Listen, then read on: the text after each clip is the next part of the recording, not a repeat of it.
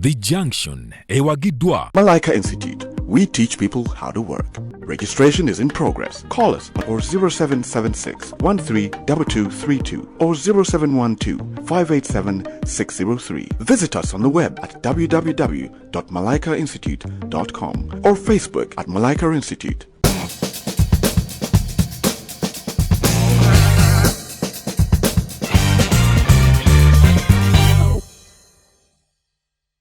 Good evening to kwaniriza nnyo ku Junction Ogambotya eyo Jolly Jesses okuwanga otulaba. I hope you're doing well era nga buli kimu kikutambulira bulungi anti so makola and Pavin on the Junction era nga tukwaniriza nnyo ddala. Our topic of discussion today was can sex get boring? Have you ever been bored? Take it to our Facebook page, give us your comment or what bored you the most. Okay, don't go there. But yeah, let us know. Junction Malaika Institute Abagamanti, they got you. Baina during day classes, baina evening classes, baina courses as short as 2, 3, 4, 6 months gwe osalawo chicho yagala kubanga osoma, and they assure you that buli kimu kyonna kyonna kye bakola kiri hands on. Ogendo vayo nga oli ready to employ or to create your own job. Bakubireko kasimu tunomo ku 077561322 oba 075581322. Welcome to the show. Mugamba mutya. How are you doing? Chichi? You've never been bored or you're bored currently? What is the problem? What's going on? Mbasuseko. Pig Panther. We are okay. God is good all the time.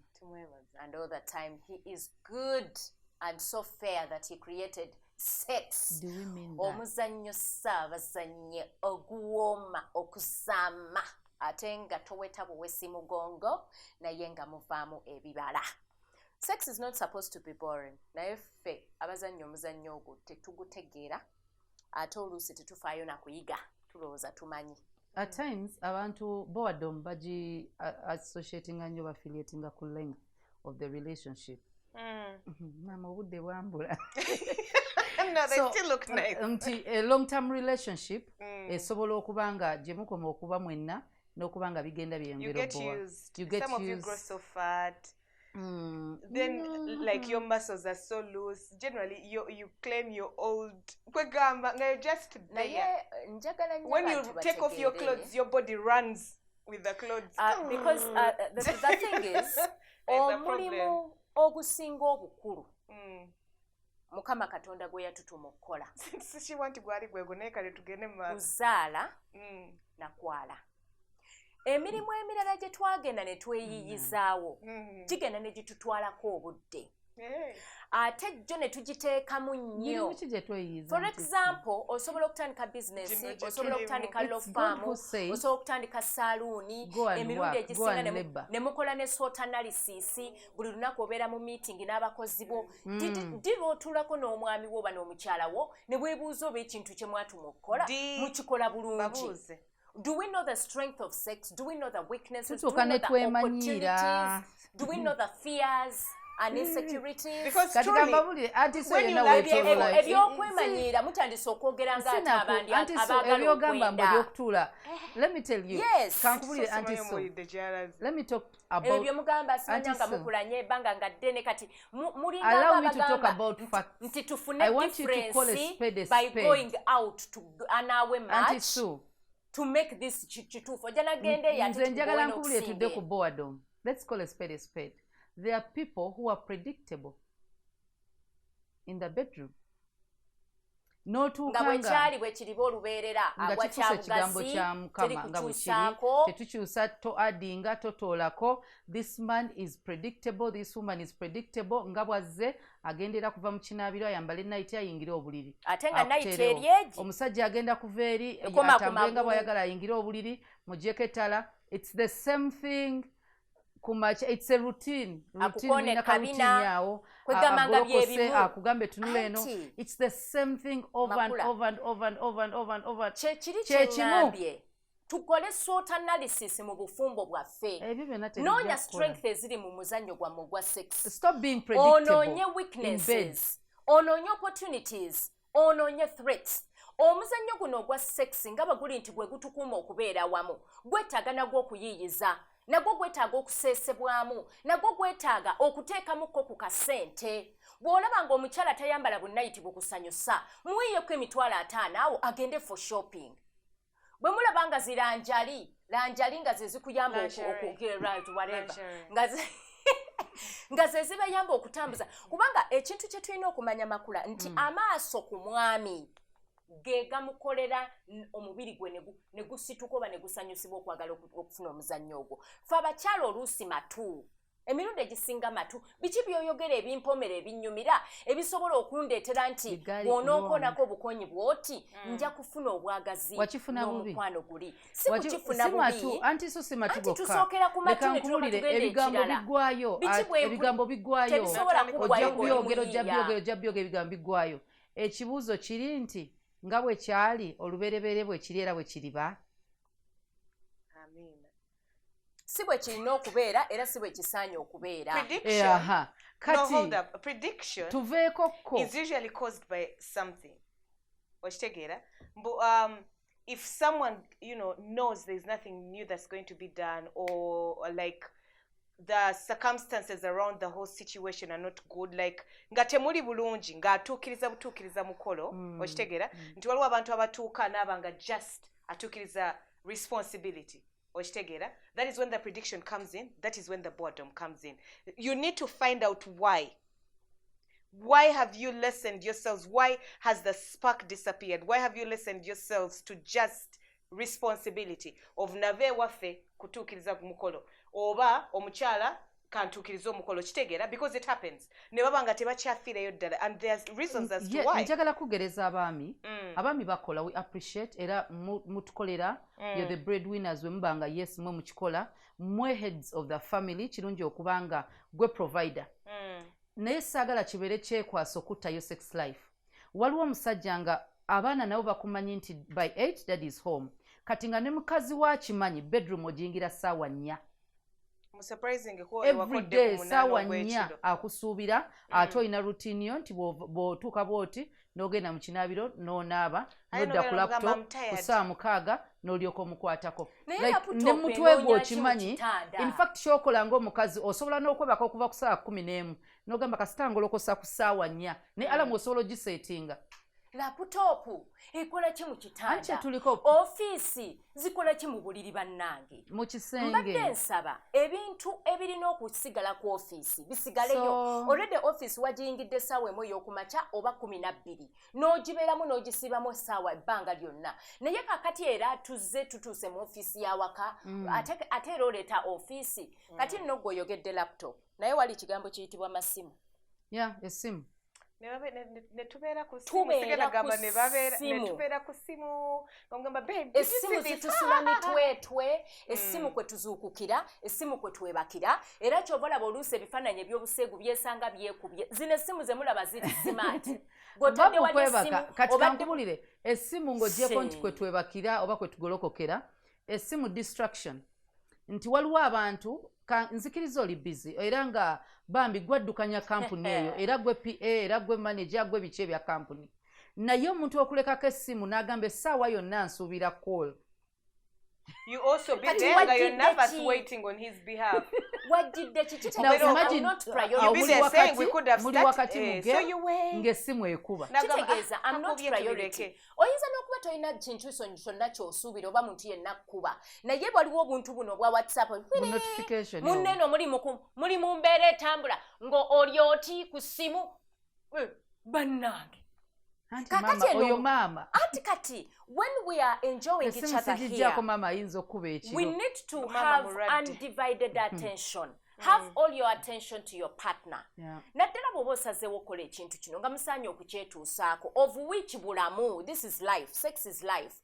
Fembi tugenda kufunamu. Leka ebirala byonna bidde wabbali. Leka abaana abakaaba bafune carer abalabirira. Musobole okwewa attention. Naye omukyala muli wakati mu nsonga enkulu enkukunavu ejjudde obuwoomi.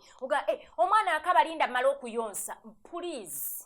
Omwana tagenda kufa maziga. Naye omwami ono ojja kubaako ky'ottamugulamu gwe. anti kakati yajjo ojja mujja kumulamwa kati enkya lwaki anaatawaana nawe nti mwazaala ogenda mukyayisa nebaza omuntu ayinza okuba nga si yabo environment eri mu bedroom situation around it neeretera okuba nga yo sex life ebowa ojasanga baziteeka mu busolya waggulu banange tukkiriza banankanzire kamansasi mu busolya waggulu temubagambe balokole bannange nkimanyi musuzaako radio emizimu gireke batuga kiro musuzaako enjiri naye muzijjeeko imagine mukama abalaba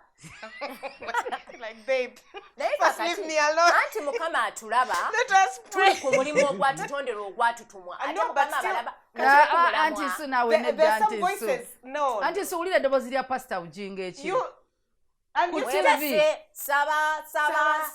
nga temuli mukusaba amazima owulira ng'omwonoonyi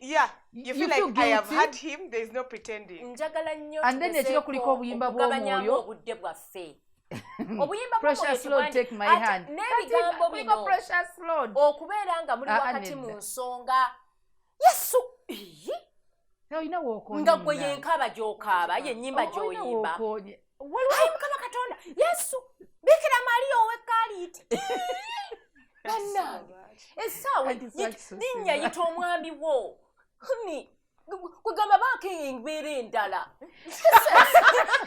naye noyita yesu kristo jangu ntaasa nti ye yabitonda bannange nedda please tufune ennyumi ennungi omwami nina muwala wange eyo atyanye emmotoka ne hapu n'obwogikuba oba kiye yeekanga oba sudden break oba oyisizza ate buli we yeekanga ayita kitaffe ali muggulu namugamba lumu ojja kiyitira awakyama mami kati mami agirawo atya mu nsonga ng'ate wamusiibula n'otetyebula amazina ng'obalagiddewo amazina era g'ogenda okusanga eno kakati ate nane mami atati amunange mulokole katonda Ibrahim Isaka ne Yakobo kubanga kati omwami ono yesu agenda gaba naye ate kati enneema yesu wa Dawudi mbw'omwoyo mutetyebula amazina ku kwanjira ne kumbaga ensi yonna ne mugiraga nze kyengendako kyokya ate kakati otuuse n'okubya enduulu b'okubira enduulu bali eri Masaka gye wabyo bakujja tetukiganye it's okay whatever ngeri gy'omwoningamu it's okay it's your business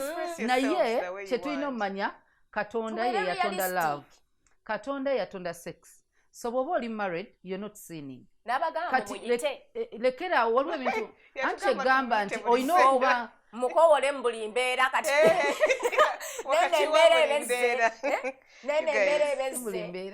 gamba bugambi banange yesu webale kutonda ekintu ekituwomedde erinnya lya yesu lwaki oliyita mu bintu ebyo naawe temukozesa linnya lya mukama nedda tomuyita mu buli mbeera anti etwagadde okugamba nti omwana oba toyonoonye yesu ayinza okugamba nze munange ebyokulayira nga mpita simanyi mizimu gyaki simanyi biki biki it's okay okuyita spouse olwo abantu abaga jjajjanga yebasa amagombe no, you guys. Ay, nyabo. Nyabo yani badao neno we magombe. I think we need to respect this beautiful communion. Yes, it is. Yes. It is a way of communicating and expressing each other's feelings in one way or another. Chovola auntie, if you're going to have undivided attention, that's the best that we need there. Bw'olaba nga obwongo bwo tebukibeeko nga waliwo embeera yonna egenda okulemesa muteese mwogerezeganye omugamba omanyi sooka ompeemu luutu kuba nnyinza okusumaagirira mu kyeggulo oba ekyekiro At the end of the day, teekako n'alaamu personally, I believe what is going to make it boring is situations around. So get creative. I don't want you to say you're poor. If you're poor, I think you give up. You leave it for those who can afford. Kubanga kakati ewaka wabanga abaana be babasumbuwa oba landlord ababanja batwale wajjajja tekyatuuka yes. Go to hotels, don't go to nice places. You know, spice up, change the environment. You get? Because probably she's not comfortable kuba kitanda kyamwe kikaaba nnyo. How often do you spice you sleep on a decker? Because lingerie is not enough if you have nowhere to even showcase it from. Golukambala space eddako yakubuka kulinnya kitanda anakalabadde. So look for areas or places. I'm not saying that because you could get arrested for public that thing? Indecency. Yes. And So see, get allowed places, go and spice up your relationship. Kale tetujja kugamba nti abatalina nsimbi, those who can't afford mu kiveeko, nedda. Teteekaniza mu mbeera gyo. Yeah, of course you've said it. And indeed you could be right. Naye nze ndowooza buli omu mu mbeera gy'alimu. Because if you see the videos from schools now, kids are practicing what they saw those 2 years when they were home. But kids are running after other people's kids. Nola bakana baminga kalenzi kakagoba oluso bwala bwe bugoba because muganya okukkiriza nti embeera bwe batekkiriza tutetenkanye waliwo byotayina kola. Yesterday I was in the salon and there was a certain conversation about a man who was sleeping with his housemaid. But bwe yanyumiriza embeera eriwo bayina ekisenge ekyo mwe basula. Housemaid asula awuliriza obunyenyeevu. Exactly. So she's saying, hey, I'll also see what you'll be enjoying. Kati housemaid ono omukazi yagenza ozukuteeka kettala nga bali awo. Kakati housemaid wansi house girl obwongo bwa housemaid n'obw'omwami ono kwegamba bwenkana. They're all porridge. Kubanga housemaid yireka naawe. Housemaid ono njagala nnyo nti ne bw'aba atadde omwami mu ngeri y'ekikemo yonna. Njagala omwami naye abeemu obwongo. Obanga omwami n'omukyala mukemye omwana w'abandi eyajja okukola emirimu. Lwaki mufuna housemaid ow'okusulawo? Mufune housemaid nga temulina space emala. Mufune housemaid ng'ajja emisana n'akola byakoze n'agenda. If the situation at home doesn't allow you, get creative. Kubanga housemaid. What Auntie Sue is saying works. Get a stay out maid. Housemaid look for other places. Waakiri twebaza Mukama nti bafunye ekirungo bakiridde na mwami. Kati watyanga akiridde na mwana wammwe omuto ng'omwami amulemye naye akakati kansokola akaana kano najjula ebitajja. Njagala tutegere embeera ze tulimu ate era tetugenda kugamba nti mugende mu bbe mufune kalina nga temunnatuusa. Naye omuntu yenna omulamu ku kintu kyayagala tasobola butakiyiyiza. Nga bw'oyiyiza bizinesi y'ennyaanya, nga bw'oyiyiza amanda. Usually abasajja be basinga ogetinga board, abasinga naye abasajja abasajja tebalina okukola ne bwe ba company olina ocreatinga room ey'abantu okubanga obaleka ne babeera creative wekiba tekiriiwo. Kati omukazi gw'ogamba akubowa tuli mu room emu kale tuyinza okuba temuli baana opangisa rumu yamutwalira teyatuuka ebintu byonna tubirinnya birawo beeyongera okwera tetulina mazima. Kati ng'ogyeko rumu ekitanda kye tulina kya seppulingi tulina ennyumba teyatuuka ne bweba yatuuka buli ayita ebweru awulira ekigenda mu maaso. Wakati musinga omuzannyo gugenda ne gunyuma ne muyiringita ne muvaayo ne mugwa mu seppiki. Kati esepiki ezirimu ne bwe tunagamba omuntu nti beera creative, get out of the bedroom. Bw'afuluma bedroom ali mu bedroom, ali ku lubalaza wabweru. Bw'afuluma bedroom ali mu bedroom. Abasajja abagamba muli board nga mmwe mwennyini muli mu kazigo room emu mulemeddwa okuprovidinga abakyala kye beetaaga okubeera creative, then don't complain. Twongere tukole nnyo.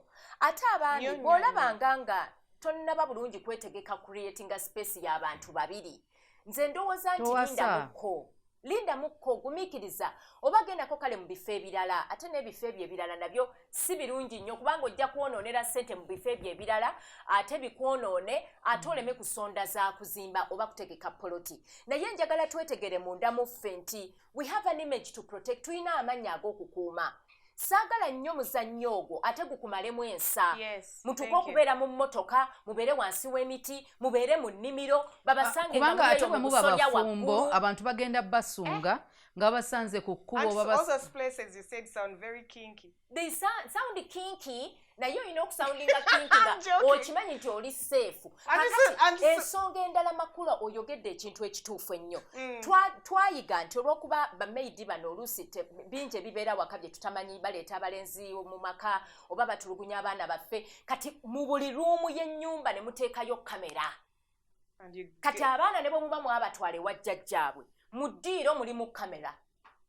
Ate emirundi egisinga nga kyatippye togenda kujjukira kuteeka biwero ku buli kamera eri mu nnyumba. Omwami yeetaaga oluusi omwami akomyewo kati no kive nako kasita beerabira bwe baba bagenda mu kikolwa ekyo beerabira.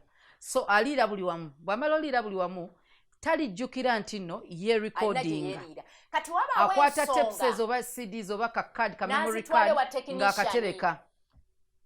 laba omwana bwakagwako na playing even if it's 20 years late bobe nyini bagula cameras they buy cameras they cannot operate alina okuleetayo technologist ajja mulabira information kati ba technologists bana abamu they are blackmailers agenda kukwata you don't know how to operate a camera why would you buy a gadget you don't know how to operate vaayo eringo manya use ng'ogirina nga gwe kennyini osobola n'okwegendera n'omanya twabadde mu kiyungu kukuuka kwe kyaggweredde kankebere mbukole ki mbuggyemu obuntu obwo omukyala nga manyo gy'operatinga n'omwami nga manyo gy'operatinga naye laba bwe mugiyiringisa omukwano ne mugujja mu ddiiro baabo mu kinaabiro baabo mu bisenge baabo mupugumidde mu ffumbiro yiyo mu kasitowa akatone wabeera sukaali yonna mwateekayo cameras kati in the process ne mubeera nga mugenda okweteeka mu lujjudde you know kati we have to be careful n'ekirala ekibowa ku bakazi kwe kubeera nga omusajja amuleka ya initiatinga buli kimu ne kamera yennyini ebowa omukyala ga sooka olindeko bannange batulaba okay, for those who have cameras and you didn't know this, and I'm hoping you knew, it's just one click away. Turn off the cameras. Hopefully you remember to put them back on. So you don't have to cover all of them. Just turn them off. Yeah, abami we tubalekanga buli kimbe initiatinga. At times we're getting bored. Omuzanyo twagulekera abasajja. Sigo abasajja. Bakyala baddeeyo ne abakazi. Ekizibu ekiriwo abakazi bagenze nnyo ku mpekezi n'ebintu bya family planning. Obwagazi ne butandika obbabulako ne balowooza nti n'omusajja obwagazi bwagenda. Obwagazi bw'omusajja tebunnagenda. We buba weebuli nga nawe okyabulina please initiate.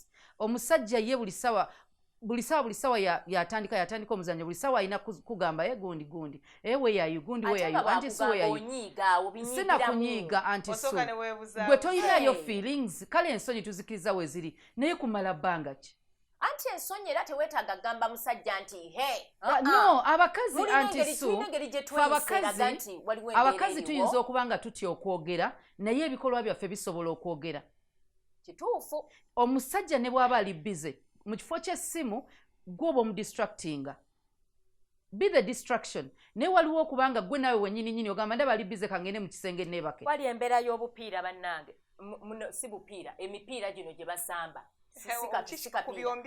n'akapiira nako tujja kwogerako omupiira sizoni y'emipiira abakyala bafuukira ddala emipiira abaami tebakyalabira anti so kati kankubulire bw'aba bbawo omuwagizi wa mupiira ekisooka ttaanoofu egenda kubanga owagira ttiimu ndala kati sooka owagire ttiimu ye bw'aba ayagala omupiira genda ogule jjaze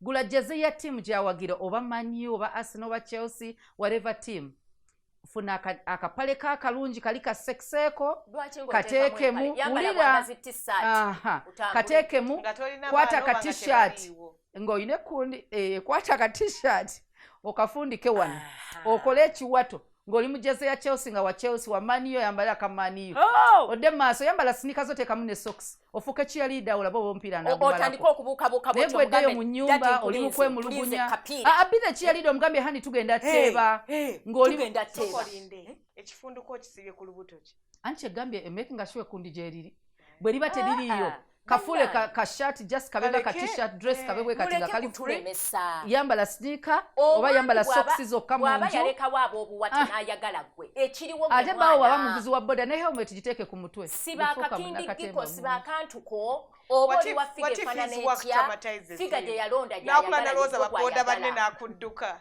Anyway, just at the end of the day, find out what your man likes, find out what your woman likes. Actually. It is. Abakyala basooke bategeere nti waliwo ewiiki eyo yo tetusula na mubuwale bwa munda era abaami bamanyi otutegeera n'emibiri gyaffe giba gibuguma kubanga tubeera automatically ng'omubiri gwo gulaze abasajja bonna kyekyo abasajja abakazi abasinga bakuzibwa teboogera bw'aba teboogera boogeza bikolwa okwogera ku mumwa boogeza bikolwa omukazi bulijjo kimanya asula oba mu night oba kale taji naye nga bulijjo asula wakiri bw'aba ali mu periods ajja asula mu nika bw'aba nga tali fine ojalaba ayambadde night naye omukazi n'asulanga bwerere era n'otategeera abakazi era balina kusula bwerere whether wanaabawo ekiriibwa n'abasajja balina sula bwereere naye mubaamu akagoye omusajja teweetaaga bbugu mu mubiri gwe nedda abasajja antisu ate njagala kuzzaako mu kyobulamu ebintu ebimu ebireetedde abasajja spam quantity yaabwe ne quality yayo okufa bbugumu osibye mu mpale osibye mu box olunaku lulamba ekiro osabika ki ababbi teekamu bazita bagla proof teekamu ebyuma mu nzigi mu madinisa teeka esepiti ku luggi omuntu bw'akoona oluggi esepiti ng'ereekaana naye sula bwereere kati kyogamba bwe musula mu ngoye musula emitima giri bweru nti bayinza otuyingirira omuntu nga wakukwata ne bw'oba ng'oli mu ngoye akwambula so muleke ebitundu ebyo biseeko olw'obulamu bwammwe naye obupale obuto bube kumpiko in case of an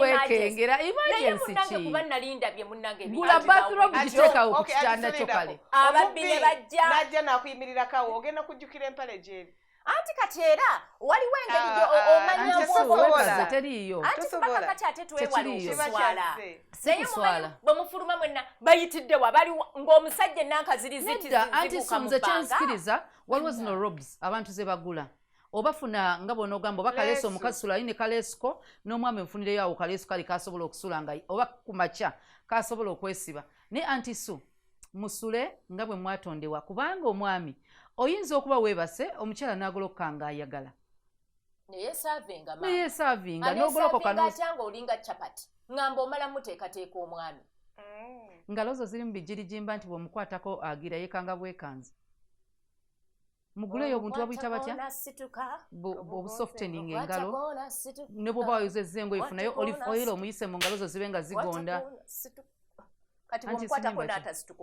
tekiriyo naawe oyo omusajja aba yakoowa gw'oyagala muwaane gw'oyagala musuute bw'abanga akuwadde gwe ky'oyagala tyomukwano gunyuma gw'oyagala kulyawo ku bbali kubanga bw'atakuba ku bbali tebirimu ebyo ebigambo mu luyimba by'oyagala oleeta kubanga ekintu kiri nti kino kye bagamba tusimbudde kikwata kwa ntisu abafumbo abaayawula ebitanda ate abo bafumbo abo si bafumbo si betwogerako mutuuka mutya ekiseera nga nobody feels the bugume of another okyali ku junction tukyagendera ddala maaso era nga twogera about boredom in the bedroom. Malaika Institute be bateekamu akasente bakubire ku 0758 13 22 oba 0776 13 22 tova.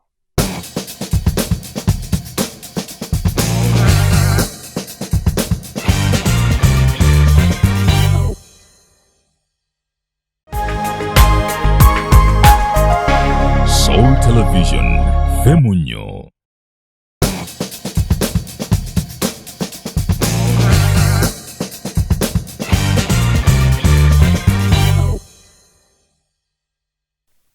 So Makula and Pavin, The Junction. Remember, we have a Facebook page where you can communicate and let us know what your take is about boredom. Chichoroza ku boredom and what causes it mainly and how do we overcome it, right? Bwe muba muina space, muina enough space, enyumba ya muimala, nge ya Pavin, nge ya Ntisu, nalinzira byeko, enyumba zimala. Yes, your bedroom, let it be the sex base, but get out of your bedroom. And go get out of the bedroom. Kati bwoba oli mu kisenge nga tofulume because ekisenge kyennyini osobola okimprovinga. Bwoba tofulume bannange ekisenge mufuba okulaba mussaamu kapeti nga eri thick ng'egonda munnaleke kubanga nga bw'ava ku buliri nga bw'ageza nadda wansi avaawo amagulu gamuluma omugongo muluma n'ekitanda kimulumya omugongo wonna wonna wansi teekawo kapeti eri thick nga singa mugezaako n'agamba nti awo wansi wenjagalira.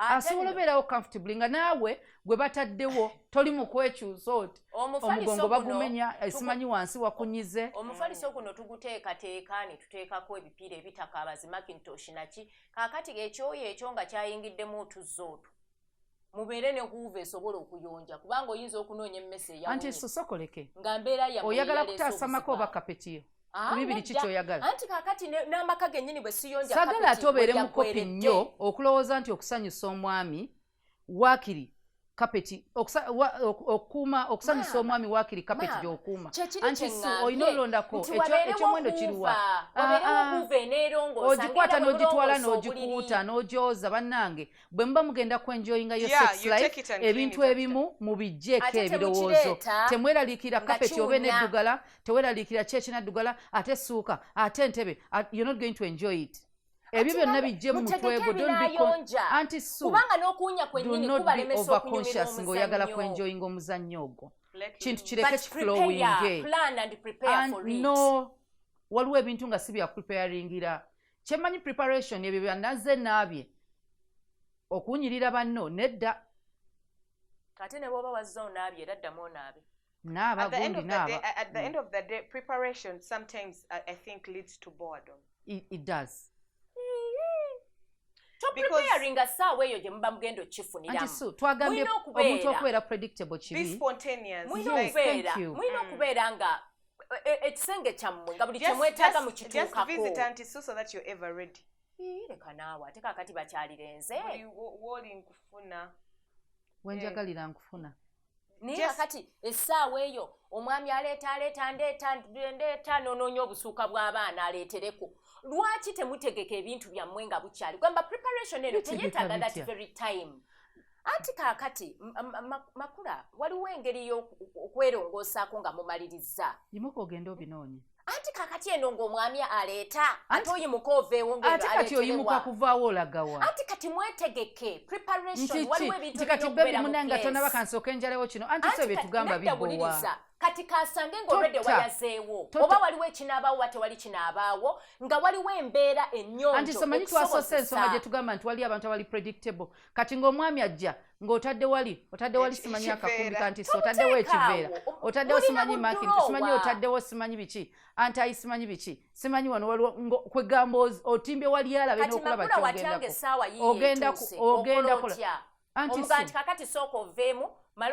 ogenda vaaga kisolo nti obwamba olina obuteeka wali wano wona okolera bwoti makulu omukazi yenna obuvunaanyizibwa obaako enteekateeka ekisenge enteekateeka y'omukyala eri bweti anti no enteekateeka y'omukyala bweti bweba abeera ng'ali organized nti alina akakabada mu nju alina waatereka buli kimu nga bw'onoogamba nti bwe mba nnoonya sokisi ziri wano naye sibikwata bwe mba nnoonya oba suuka zange ziri wano bwe mba nnoonya tawel ziri wano sibikwata biteekaawo nti kati mukwano jangu tubaage nedda mukwano makula olina okubeera ng'ebintu ebyo biri reachable in case nga munaakiika kuba jjukira abasinga obungi mugenda mu kitanda nga temumanyi oba oli awo nti wanaabaawo ekinaabaawo era tetugambye nti bireeto kati bwe mugenda mu kitanda ogamba omusajja mulindako maloleeta kino anti kye kyeŋŋamba ebintu byammwe bibeere nga biri bannange nedda tokikolanga it's a turn off antisu kyeggambirekera okubeera ng'oli conscious nnyo ku bintu ebigenda okwonooneka kubanga oli ne munno bwe bubanga buli bwe bugenda okuddugala ezo ssuuka bazooza bwoza omufaliso bagooza bwoza ne bagwanika kapeti bagigula mujooza bwoza preparation endala yonna beera mukazi muyonjo nti buli kimu kyonna kye mukoze ennyumba omala n'ogirongoosa ne sigamba muno ngusooka olindeko nkole kino it's a turn off mulindeko omwoyo omutukuvu akke tusooke tuyite omwoyo akke mumala nakusaba mugiyisa emmere yakulya sowaani ku mmeeza mwoyo omutukuvu akke naddala abakyala abamu balina engeri gye balowoozesa mukama katonda nti be bamusinga enneema essaawa eyo n'oleeta essaala gamba nti buli kaseera muba musabira obufumbo bwammwe okuzzibwa obujja buli kaseera saba mukama katonda ampomere omwami wange n'omwami ampomerwe mukama katonda omwami wange anziguse kibeere part of yo nga bw'onoosabira finances nga bw'onoosabira emirimu mubeere nga musabira ŋŋana mukama nneme kukaatuuka mukama nneme kutuŋŋununa naye n'obeera nga lindako bebi obadde otuuse owawa lindamukko tusooke tuyite omwoyo omutukuvu asooka kke atukkire amafuta gakulukute oba okulukuta kyekyo obufumbo bwe tuba tubusabira tusabire ebintu byonna ebibulimu ate ngera tutegeere obufumbo bwatandikira mu kikolwa ekyo kintu kye bayita bufumbo kyatandikira mu kikolwa ekyo okugattagana okwegatta bwe kitandikira kati bino ebirala byonna ebanga nnyongereza oba kibanga supporters kati kitegeeza nti bw'oba osabira obufumbo oyina kutandikira ku ekyo then no spreading finances, no sabira olw'abaana, no sabira omwami aleme kukemebwa, no sabira omukyala aleme kwegomba by'abalala, byonna n'obisabira. Kati essaawa eyo ebeera yakola mulimu ogwo. Oba wasaba dda nga Mukama yateekawo dda covering. Tolekerawo okwebuzaabuza. Ate butereevu bw'obireetamu essaala, omwami ng'aga nti okay kale tusabe. Bw'ojja n'omuga nti kakati weyaweyawi aga nti ayitsoke twebake. Kubanga era nawe gwagamba nti sooka onoonye bino simanyi obiteeke wano. So n'ebintu ebirala mugezeeko ebintu ebimu. Waliwo ebintu ebireetera omuntu okuba ng'abeera bored, like the lighting in your bedroom. Simanyi zino zi LED kukizaagaza mu kisenge. Mwagala kwayitira iti olabe ku laptop yo simanya ne ku simu yo. Nedda bambi gijeeko oba weetaaga gijeeko funa kando gise mu nsonda y'enju, light ebeere dim, that yellowish color ebeere mu kisenge naye ezo LED muzijjeewo muziteeke mu ddiro oba mu study room gye musomera. Eno teri kyogenda kusoma. Omwami anaalaba ddi akamere ke kagenda okulya nti twagambye abaami ekibayamba okubeera properly turned on bulungi. Maaso ng'alabye ku liiso lye n'asanyuka n'akyamuka. Yogera bintu by'oli wekka. No! Njagala ate tuleme bireetamu nsonyi. Bwe tubeera mu kisenge oli ne munno oli ne mukwaniko. Anti bw'olya wali otaddeko emmere mu nnyindo. Era tolowooza muli nti lwaki olowooleza buli musajja nti yeetaaga ettaala? Tolowooza nti automatically amanyi kyova olaba babateeka mu neighbor ate ne muwogana waawe wuyo omusajja aba kitegedde aba akimanyi anti si. Kati nze nteesa tumuteeseganye. What light do we need in our bedroom? Si kuteeseganya omukazi ebyobuvunaanyizibwa bwa mukazi. At the end of the day, listen, but listen also good. Oberenga oyina akasengejja. You need to know what works for you. Both of you. All of us are seated here going to say whatever we think is going to work, but at the end of the day, you need to know your person. And even after you do whatever it is that you do, prediction comes in gachikoye. Sure. So after how long are you going to be able to switch it up? Like the way you switch up your body, the way you switch up your lingerie, it's the same way you should change up the curtains, the bed, if you can afford, or the lighting, get some scented candles, change the scent. Make sure you keep changing it all at least on a the weekly time. basis. Kapyachi kwagamba obufumbo buno nabwo tubulowooleze tubuteekemu tubuplaninge. Nze kyammanyi omukyala kyalina okusinga okuinvestingamu ze ebintu eby'omubuliribo. I think it's your home. I think it's your that home. is your because your I believe space. someone can Your carry bed is your space. boredom from the sitting room. Yes, I believe someone can carry boredom from your bad food. That is true. Nabanga azze nkoye naye tomanyi ekifo kye bayita ekyokusulamu. Tankulisizza nayo. Eyo nayo Janga yakwetamiddwa dda already. So as a woman, or as a man, it takes the whole. Auntie Suya Chogede, I never, want to give her glory, but it's true. It's the essence of marriage. So bino byonna byonna we bijjanga bibeerawo obosse obufumbo. Because wajja tomukulisize mood already ekyuse. He's just going to go atukkirize responsibility because you expect it. Ne wamunyiza butamukulisa yemmere teyawoomye oli kazanyo oba omwami you come back and you're complaining buli kyagamba omugamba tategeera kwegamba noletawo embeera ey'obusungu so mugenda okutuuka just even looking at each other like let me just do it and sleep because I know he wants. I'm not feeling well. Already the mood is just gone. I'm tired. Abakyala Katonda yatukolanga tuyina obwongo buli creative. Nti ennyumba eyinza okuba temuguze ebintu bingi naye bikyuse. Oyinza okugamba mwezi nyinza okukyusa ekkabaddeyo ka mu nnyumba nga gye nkyusiza evudde wano waliwo ebintu by'okyusa mu nnyumba nebanga empya naye nga si mpya oba TV gyeri oba entebe gyeri oba ekitanda gye kiri naye nze kyensinga okutya ye mukyala okubanga olina essuka peya bbiri zokka mu nju bambi nga ze basobola but you can intermatch them like ate kambabbireko nti waliwo abantu abatunda amasuuka mu wino ne bazikusalira very good quality yes waliwo abantu abakola designer labeled amasuka agali designer and if designer things if it gets a slight damage whereby it could be a bad cut eyo bagibalanga damage so you can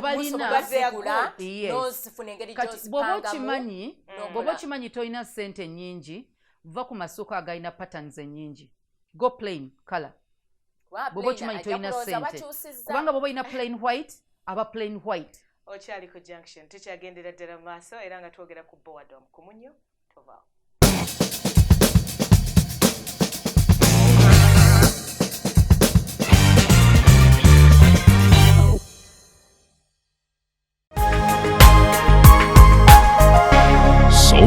Television Femunyo.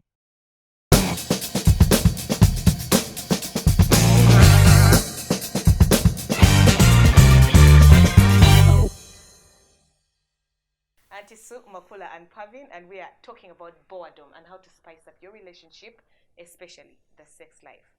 Take it to our Facebook page and let us know whether Junction Wako of Malaika Institute. Malaika is the best choice that you can make for yourself or for your children. Over classes, courses, zebasomesa, ovayonga, you're not a job seeker, but rather a job creator. Bachali kawa Malaika Institute, ojakufunira ddala obuyambi bwe weetaaga. Tokkiriza kukozesebwa gw'oba okozesa malayika kyeba The topic we are doing is very dangerous. What is Auntie So saying? I have a friend of mine who told me something very interesting. She told me, Pavin, I am selfish. But listen to it. She makes sure that whatever she does is to her satisfaction. And do you know how interesting and intriguing that is in a relationship? Of all the time ononya kigenda kukolera so that you can climax, so that you can get the happiness that you hoped to get. Kati omwami amulowoozaako ddi. No, babeera beerowoozaako, but she makes selfishness comes in this way that I'm not going to leave my happiness in your hands. I'm going to work hard to achieve my happiness. Very important. Oshtegera nti automatically, because I'm ready, I'm prepared, and so and siba ankubo wama, I am ready. You get. Now imagine if I'm doing everything I have to do selfishly, knowing that in the long run we both make each other happy. Exactly. So as women, most cases what brings in the boredom is because you get tired of being let down. And you don't do anything I've about it. had a long day, you tap me, 2 minutes you're sleeping. So even the next time you tap me, I'm going to be like, how about you pick a leaf from a branch from my friend? Be selfish. Do whatever it takes. I'm not talking about masturbation or whatever, but do whatever it takes with your spouse to make sure that you are both happy. Tulina ebintu ebimu ebitera ennyo okuleeta change muffe, okunyumirwa muffe, osobola okufuna bu grapes ng'obwo, osobola okufuna kahani ng'ako, just ng'onoonya ebintu ebikyusa embeera eno, n'okwata kahani ng'ako ne munywa kahani, ne mufuna apple ne mugirya mwenna babiri. Rightly n'agamba nekikolera munno oyinza okuva erina okolebya nti so nti grapes manyi omuntu omuyiridde hani nga mulya Amakula sigwe wanyumiza candle wax ne bamuyiwako ne oli naayiwako munne candle wax ng'ajjudde oboya mu kifuba n'akuba enduulu. Katatta omukazi kubanga yawulidde anti so agamba kati yiwako omanyi hani ng'akuli ku mubiri w'ofiiringa ddati. Kati ekyo kyokya naye grapes zaali zokyezzaani. Omukazi ye yayiira omusajja. Grapes zaali zokyezzaani. Actually, let's look for what works for us. Yes. Okay, Kati, we are giving people tips of which they will choose and select what may work for them. If you try things out or if you speak to your spouse and it because just some doesn't people work like out, canes, others like being strangled. Let me tell you, it's a funny world. abamu babasiba ku bitanda ne basiba ku omukono ne basiba okugulu okumu ne bakusiba eri oyagala kunsaddaaka naye kaakati. So really, these days tuli conscious omuntu abantu getting a creative because omuntu ayinza okukuba creativity is my important. God. Creativity is important, but Then some of us wear wigs, they're pulling it off, it's falling. Those ends Magambye kwata mutwe gw'omukazi. create in a way that doesn't affect or harm another, and create in a way that doesn't hurt you. Kati wakoze enviiri ogenda mu junction enkeera mpya enviiri ziri mu mutwe because yawulidde bagamba kwata mu mutwe ali mu nviiri zange. And bambi some men don't know how to massage. It's job hazard. Let's communicate. Emirimu gyakola gy'amaanyi nnyo enakubeera mu mutwe n'ogamba kiki ng'alinga atakula ensekere obulako muwa shampoo n'akuyisako emikono n'omugamba honey stop. Let's communicate. Ate munange kati anti sijjukira agamba nti abasajja bawulira omukazi ng'agamba stop aba ategeeza go on. Wangi ye naye kaakati ekintu kya sitoopu okuggyako nga it's a life threatening kind of activity. What Why do you would mean you by tell life your man to threatening stop? anti so? Because I'm not enjoying. Tagenderedde. What do you mean? Ng'akutte mu bulago by mistake nga tagenderedde. Ate bwenfa wenkugambira stop meaning anti kakati kyekiri kye ŋŋambye nti if it is a life threatening situation waliwo abaami abamu nga stop kitegeeza go ahead. They need to learn their And we need English very to well. know. Let's communicate properly, you know. And besides, munno tomukanga. Bwe kiba nga tekigenda kutta kumalawo. Why would you kumugamba stop? Waliyo okufa okw'ekitundu. Antika. Are you going to die halfway? Kumanya nti abaami bwe beekanga tebeekanga bubi. Abantu balina ebintu ebakiza let us go to wawulira omukazi ng'akaba nga maziga gayitamu anyumirwa. Anti kwe kubasika enviiri. Wali no sitayire ezimu nga sitayire ezimu nzibu nnyo. Akuvudde mabega n'alyoka akwata enviiri. Kalogo n'akwata enviiri simwe mubeera ne ziwuke n'obuviiri eno obulina bu ponytail. Akwata ati n'abanga avuga embalaasi ne muziserengesa n'aserengesa embi nga ne bomuga honey baby nga tawulira essaawa yaba tawulira. Kakati let's understand enviiri ezo kyogamba tuve ku wigi. Wigi temuzivaako. Naye waliwo bubusi naye ka ponytail ako kagenda n'ebyo byonna. Nga bwe munaabeera mu meeting. Do you know how you go nga your edges are gone? People are like, hey, Bambi, what happened? Waliwo we tusaanye communicatinga nga twogera ku mbeera z'ekitanda naye nga tetuli mu kitanda wakati mu muzannyo nga musobola okuwa kye tuyita recap nti omutwe gwakati omutwe munange omutwe gwannumye nnyo you know munange enviiri zisise nnyo omulinda munno n'amaliriza previously on the junction. Because bwe mutabyogerako oba ng'olinda time nga mu muzannyo anti so toyina kyojja nnyumirwa nga olina recap olina bu preview olina simanya up next. It is good mukyogereko oba bawo obuzibu bwonna tukitereeze temukyogerako wakati mu kugenda mu ruutu endala mukyogereko nga temukirinako nogaa nti munange omutwe gunnuma ayira ajja kubuuza nti omutwe gwabadde oba enviiri ze wasise enviiri zirina engeri gye zeesesseemu gye zitegeera mpolampola anti mpolampola tokikubawo enviiri nze biki biki just put on a wig cap or something. Protect yourselves. Jokingly talk about it. Omwambi babe. Enviiri zinuma, but you know what?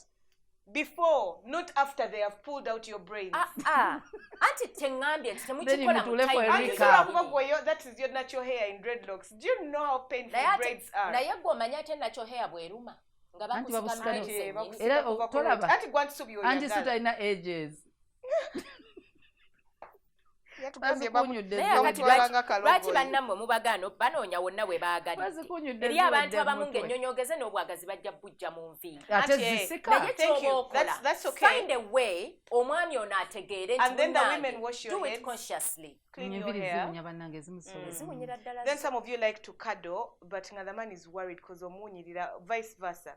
N'abantu abasajja abamu abakazi ebitubowa kwe kubanga gwe buli lwenkulaba oba olowooza sex as in gwe buli lwojjako eri mukyalawo like whenever you want to cuddle it is sex, whenever it is sex, nothing nga else. Tolina walala wonna wonkwatira tolina kirala tonsangayo mu korido we twatu twesinga no like buli kyolo mu mutwe gwe buli lwenkulaba in fact waliwo n'ono nga buli lwomulaba ataddeko ka smile omanya so you get boring. Honey, what do you want? Yes. Otegererawo kye yeetaaga tewetaaga namubuuza mu buli n'obwogamba hani let's cuddle oba muddire oba wa ye naye ati kati teri bino byakwemoola twegendereze kubanga sikwegendereza bannange lowoozaako ebintu ebirala kakati bw'ojja n'okadolingo ebbugumu lyo ne it's good nti mukyalawo bambi okyamwagala era kuba kirungi naye si buli lwojja ew'omukazi gw'ogenda kuba oyagala kaboozi era kati awo nteesa jangu kootuleko ne mukyalawo ng'olinako ebintu ebirala by'olowooza era by'oyagala twogereko oba ku baana ebimu sina baana makula eyinza okubanga byonna byonna nja bikolera naye nga nina ebintu awanye ewaka byogerako naye ono asituse mukola entya ng'ata azegawanye aleeze kati mpolampola awo nga bwe munyumya ku bye mulina okunyumyako funa engeri gy'owenjula mwebikire muli mpola wabeewo ekitambula eno na bino bitambule because at the end of the day gwe mukyala we talina walala wasuubira kufuna ssanyu kati ozza omusembe automatically agenda kusitula anti so si kyeŋŋambe sikiganye naye teri kibowanga omuntu nga buli lwajja wooli talina kirala kyayogerako oba ne bw'oba olina ebizibu takufaako naye nga buli lwajja gy'oli aba alina kyayagala nga it is sex. Omusajja times gendako ewa mukyalawo ng'ogenze muwa sigamba nti ogenze kukyala no ng'ozze kutuulako naye kumuwa ku ssente kumuwembejja kuwulira byayiseemu si ggwe buli lwe bakulaba omukyala era wuuyaze buli lwolabye huyaze kati omukyala lwaki owooza wuyaze nga gwe wajja mu maka g'omwami anti tukyogereko tutereze ekireese obuzibu sagala kunekkaanya kankubulire abaami bwebanamanya nti mubwekkaanya nga mukazi anti so omusajja gwe njogerako ye musajja afudde omukazi we sex machine nga attention tagiwa bintu birala byonna no buli lwoyagala tomuwuliriza tolina kirala kyonna okugjako sex omwagalamu ekyo kikyamu exactly so that gets boring n'atuuka n'agamba ya nga just kyamwagalako kyokka bitundu ebyo ne bw'aba alina ebizibu towuliriza tubaagala nnyo kumunye tovaawo until next time teweerabira nti Malaika Institute bwe batutuusaako program The Junction bakubireko ku 0777132232 oba 0758132232. We love you guys so much. Tovaawo. Bye bye.